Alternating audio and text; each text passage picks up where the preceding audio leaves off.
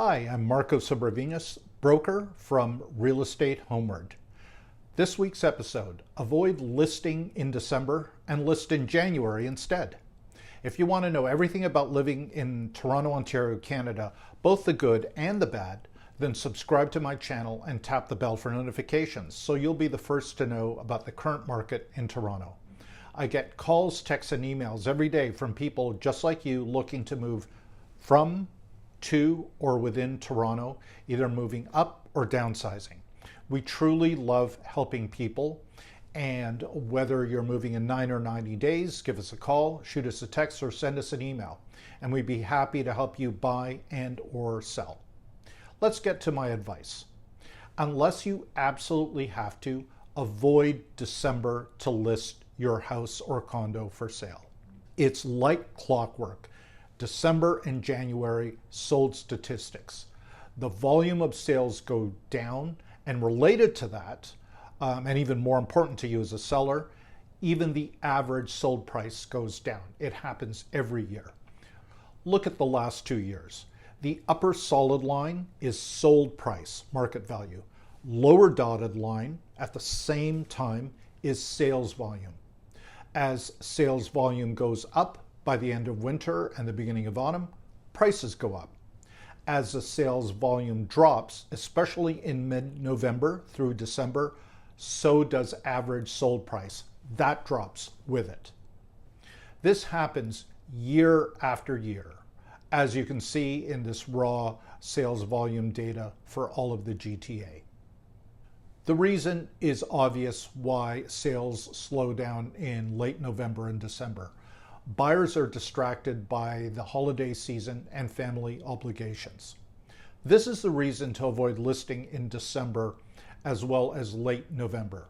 Now, you might ask, if sold sales volume isn't actually that bad in November, but low in January, why am I not recommending avoid listing in December and January rather than late November and December? Reason: these stats track the day a property is sold, not the day when it's listed. In the current GTA real estate market, the days on market typically range between 7 to 9 days if there's an offer date, to just over a month. Looking at the sold volume stats, which is the sold date, backdate it roughly by that range, so about a week to just over a month. That'll tell you when it was likely listed.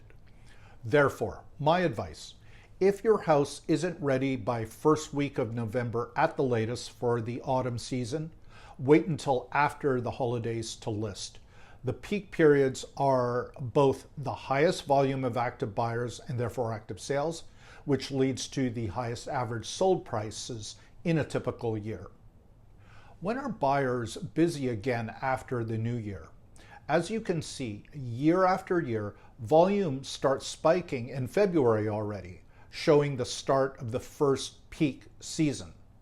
And in some years, the sales volume and price peaks in March. It's that early. With sales already climbing steeply in February, that means those sold sales were likely listed in mid-January. Remember my comments about when it was sold versus when it was listed. After the holidays are over and looking at the facts, if you want to sell when the buyers are most active, and related to that, when prices tend to be the highest during that first peak of most years, list mid-January and no later than end of March. That is the true peak if you want to get the most buyers looking at your property, and that's where it's likely to get the highest average sold price. Much, much earlier than the so-called common knowledge of listing for spring. See you next week.